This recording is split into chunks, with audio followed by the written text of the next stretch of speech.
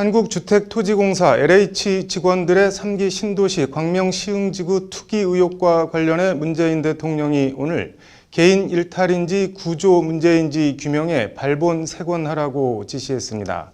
투기 의혹이 사실로 밝혀지면 어떤 처벌을 받는지, 해당 토지를 몰수할 수 있는지 등 법적 쟁점들을 짚어봤습니다.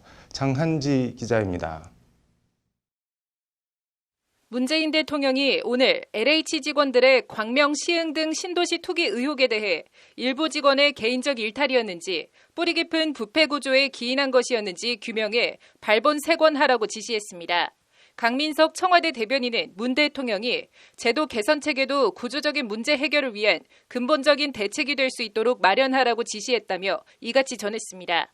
어제 3기 신도시 전체를 대상으로 택지 개발과 관련 공공기관 직원 및 가족들의 토지거래 전수조사를 지시한 데 이어 연이틀 강도 높은 조사를 주문한 겁니다. 문 대통령은 감사원 감사에 대해선 감사원이 판단할 문제라며 정부 차원에서 빠르고 엄정하게 조사해야 할 것이라고 거듭 강조했습니다. 파문이 일파만파 커지고 있는 가운데 관심은 투기 의혹을 받는 LH 직원들에 대한 처벌과 토지나 부당이득 몰수 여부입니다.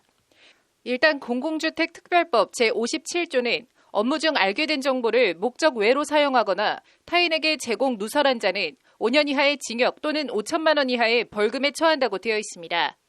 하지만 해당 조항은 2019년 4월 30일에 신설돼서 그 전에 직무상 정보를 이용해 불법 투기를 했다면 처벌 수위는 절반 이하로 낮아집니다.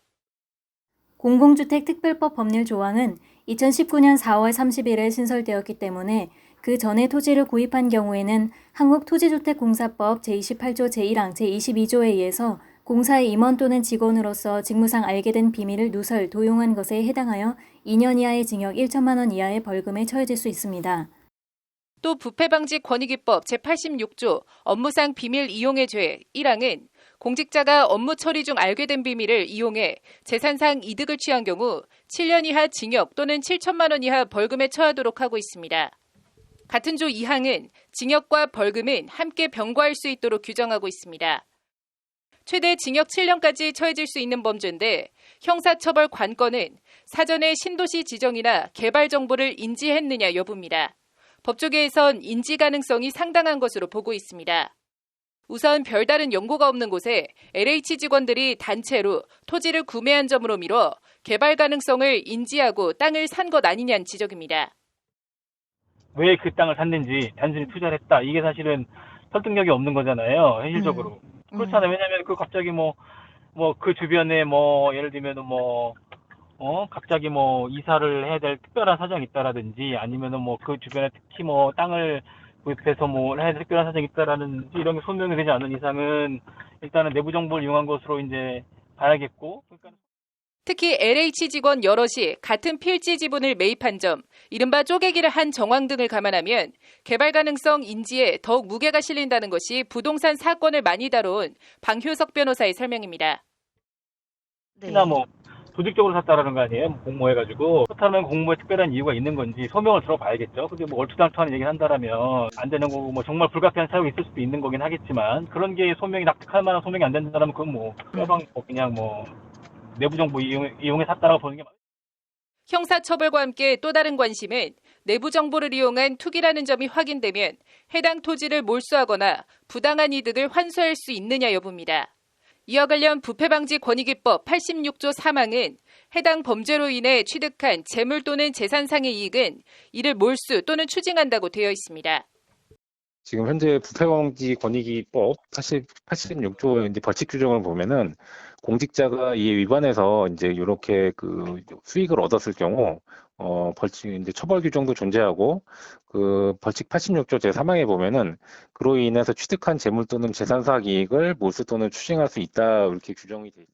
LH 직원은 공공기관 직원이니만큼 불법 범죄 행위가 입증된다면 토지나 부당이득을 몰수할 수 있다는 것이 박진세 변호사의 설명입니다.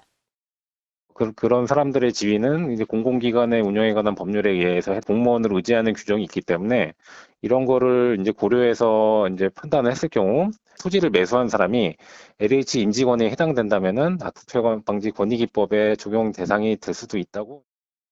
다만 실제 신도시 개발 논의가 있었는지, 이를 알았는지, 단순히 신도시 개발 논의가 있었던 정도를 내부 정보 이용으로 볼 수 있는지 등은 조사 과정을 더 지켜봐야 한다는 신중론도 있습니다.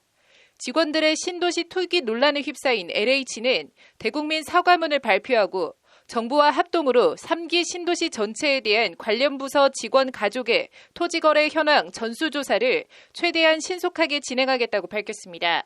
LH는 그러면서 한치의 의구심도 들지 않도록 사실관계 규명에 모든 노력을 기울이겠다며 위법 사항이 확인될 경우 법과 규정에 따라 엄중히 조치하겠다고 강조했습니다. 관련해서 LH는 앞으로 모든 직원 가족의 토지거래 사전 신고제를 도입하겠다고 덧붙였습니다. 이런 가운데 직장인 익명 커뮤니티 블라인드에 LH 직원으로 추정되는 네티즌들이 LH 직원들이라고 부동산 투자하지 말라는 법 있냐는 식의 적반하장 글들을 잇따라 올려 또 다른 공분을 낳고 있습니다.